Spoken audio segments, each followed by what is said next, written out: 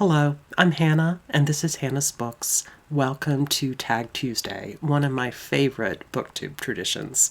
I love watching all your tag videos, partly because of the creativity behind so many of the questions, and also because those creative questions encourage people to share their personalities and stories about their pasts when they're answering them, in a way that TBRs and wrap-ups don't necessarily do.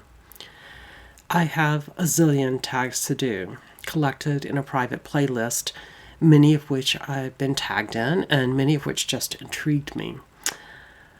Last Tuesday morning, right as I was about to choose one of those saved tags to answer, I glanced at my subscription feed first and spotted Berna's take on the Reader's Problems tag over on the channel Berna's Bookish Adventures.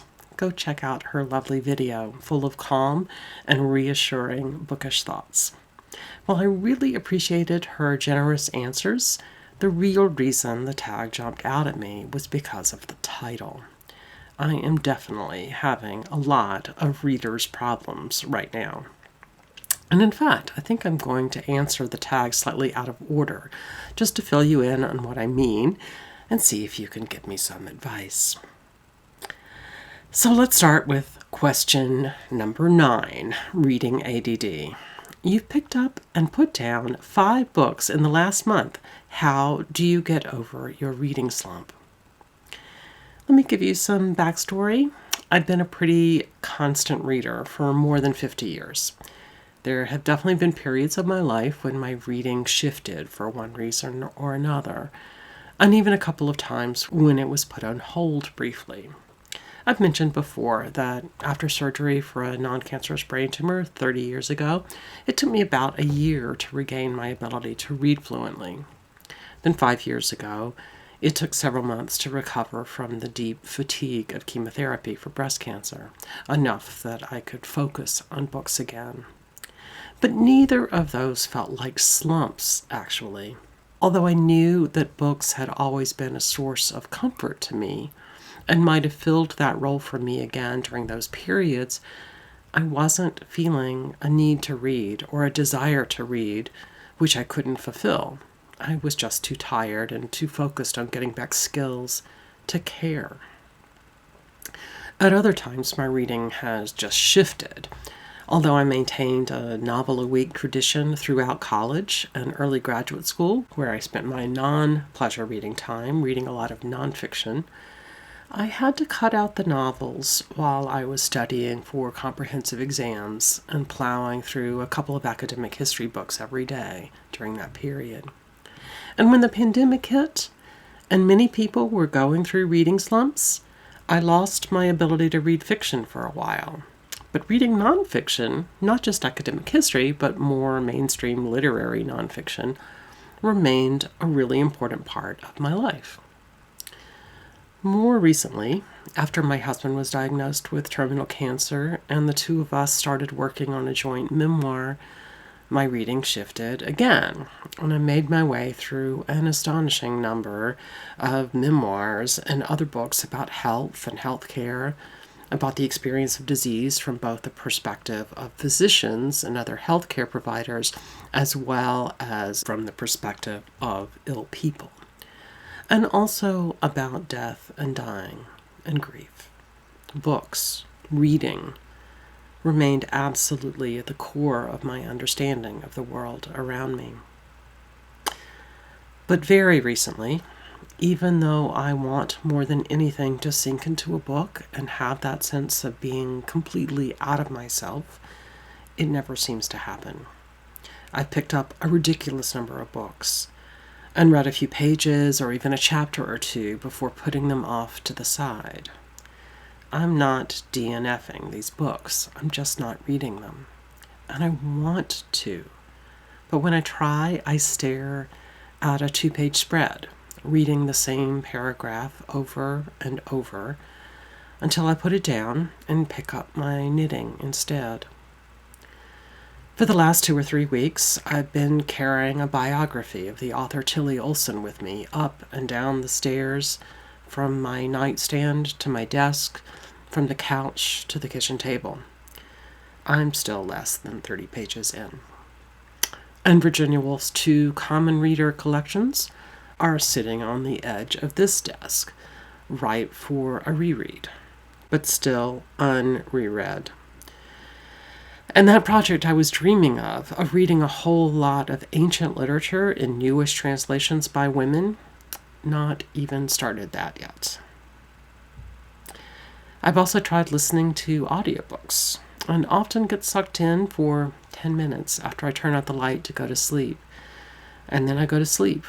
And the next night I try the same book, get frustrated, and try a different book. Thank goodness my library has 2 different online audiobook platforms. For a few days I was listening to Barbara Tuchman's Distant Mirror in preparation for Steve Donahue's book club. Unexpectedly, there are 2 totally different audio versions of her book, and I spent a couple of days with each reader. I still want to read the book, a book I haven't read since my father lent me his copy back when I was in high school.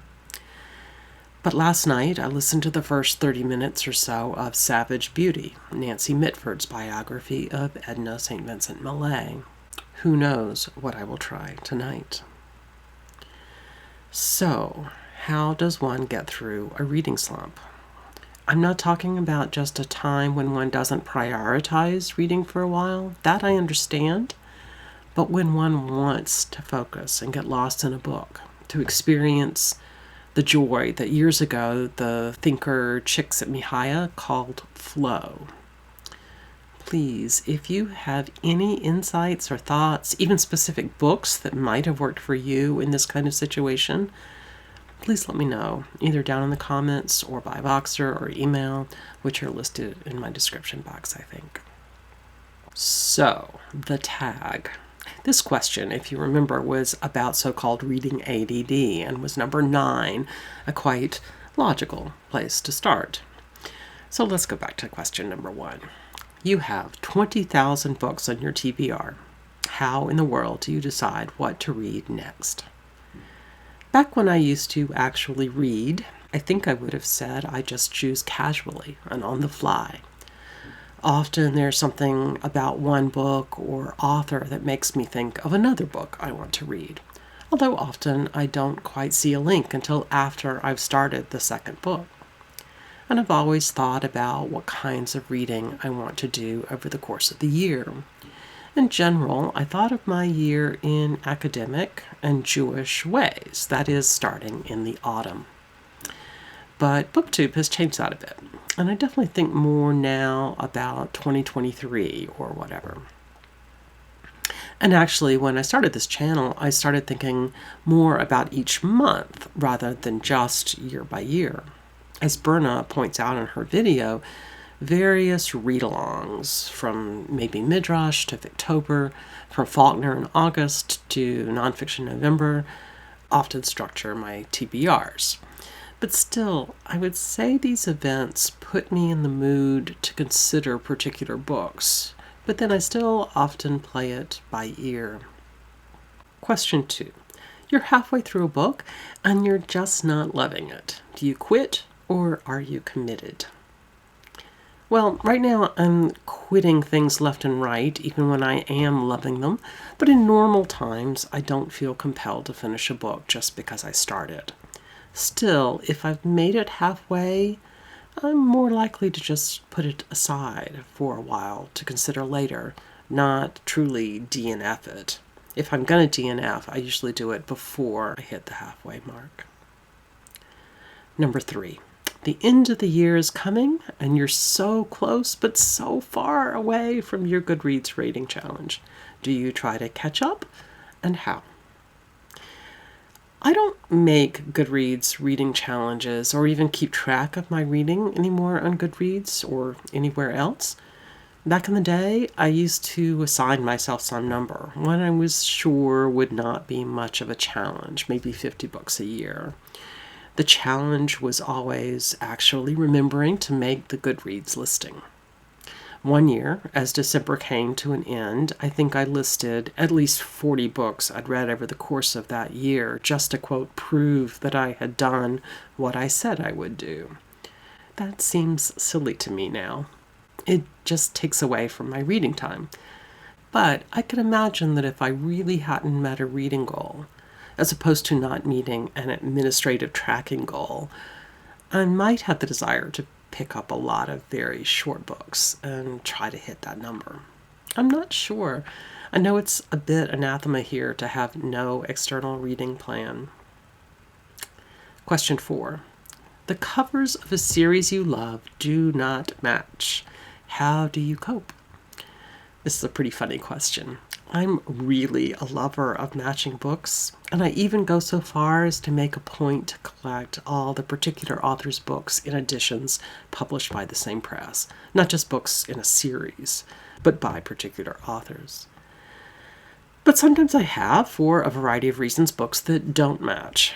The Hilary Mantel Wolf Hall books on my shelf are utterly mismatched, for example. One is a movie tie-in cover, which I picked up in a little free library. One, a mass-market-ish U.S. paperback. And one, a UK paperback, pre-ordered from Book Depository or something.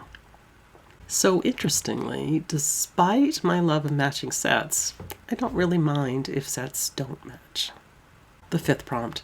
Everyone and their mother loves a book you really don't like. Who do you bond with over shared feelings? BookTube.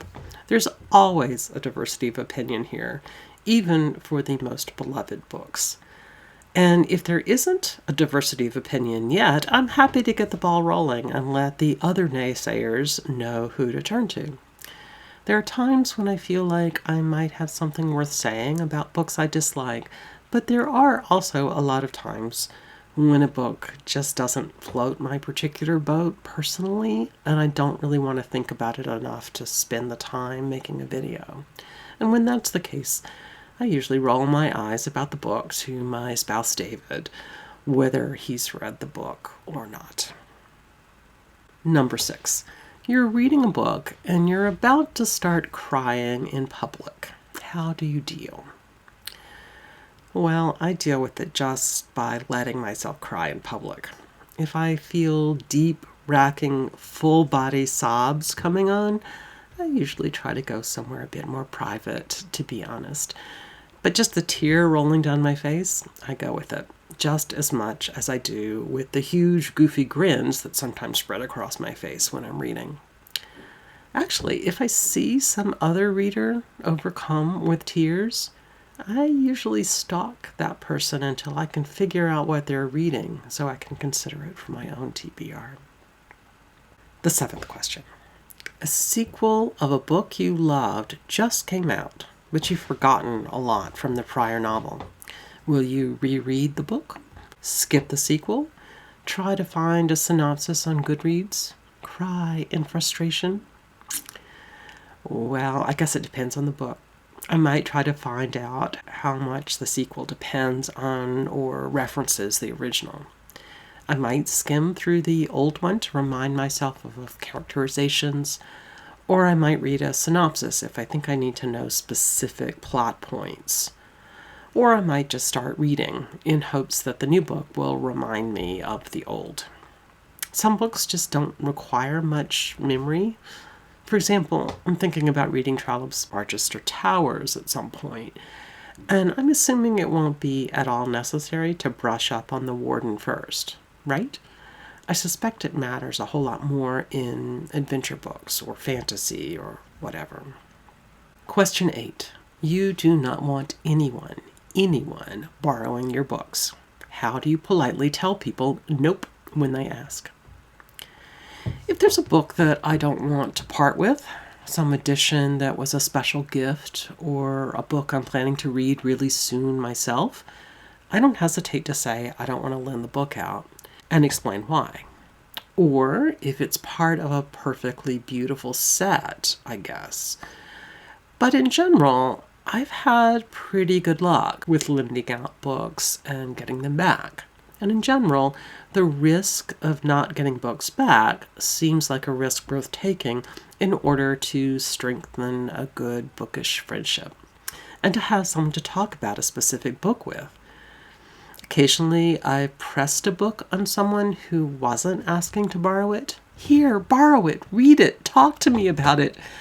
And those often aren't returned quickly because they're not actually on that person's priority list. The person takes the book in order to be polite, not because they actually really want to read it. And then they forget it on some shelf. I've certainly been known to do the same, so it all balances out, in my opinion.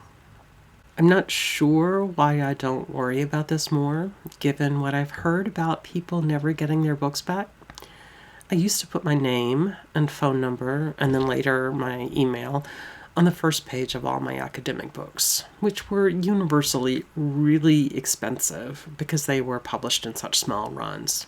In grad school, we often shared our books with each other, and then eventually the volumes would get back to their owners. When my son was young, the same thing happened with parenting books. I admit that I was the primary purchaser of most of the hippie parenting books, but they circulated in our hippie parenting circle, leading to lots of fascinating discussions and new friendships, and then at least most of them returned to me until my son was older and I donated them all to our local parenting circle. Perhaps I've been extraordinarily lucky. I've already answered question 9, so let's go straight to 10. There are so many new books coming out that you're dying to read. How many do you actually buy? I do, in fact, buy an enormous number of books, but this question might get me off the hook. It asks for new books. A couple of years ago, under the tutelage of Steve Donahue, I became a book reviewer, first for Open Letters Review, and then for assorted paying venues. Perhaps paying should be in quotation marks because it was nominal. Anyway, working as a sometimes book reviewer has meant that my name is now on a lot of publishers' lists, and advance copies of new books arrive on my doorstep fairly regularly. When there are new books I'm interested in reading, books publishers don't send me, I usually wait for my library to acquire them, at least digitally. The books I actually make room for on my shelves tend to be classics that I think I will go back to again and again, not brand new books. Of course, there are exceptions. Earlier, I mentioned pre-ordering a Hilary Mantel book, and anything new by Marilynne Robinson would also find a spot on my shelf, etc. I also buy a fair number of new books from academic presses, books which are often quite expensive but really hard to acquire from local libraries.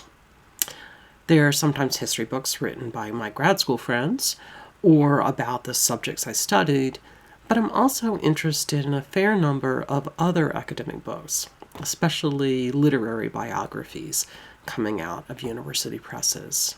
I have got to find a way to get my name on their review copy lists. Number 11. After you've bought the books you can't wait to get to, how long do they sit on your shelf before you get to them? I'll just say that my house is extremely well stocked with books I am eager to read. Some of them are library books, some are my son's books that interest me. Some are impulse picks from little free libraries. And way too many are books I bought with every intention of reading right away, yet have still not read. But I want to reiterate that I don't keep books I've already read, unless I think I might want to look at them again. I'm always a bit confused by readers who lament how many books on their shelves are still in line to be read. For me, those are the books I want on my shelves, the books I still have ahead of me, and the books that have made me who I am enough that I can't imagine not picking them up now and again, at least to poke through. The ones I've already read and don't intend to read again, I give away. Well, that will do it for today. Thank you so much, Berna, for bringing this tag to my attention and for your lovely answers. And thanks to all of you for being here today. See you soon, possibly even with talk about actual, real reading I've done recently, even if they're just picture books, here on Hannah's Books.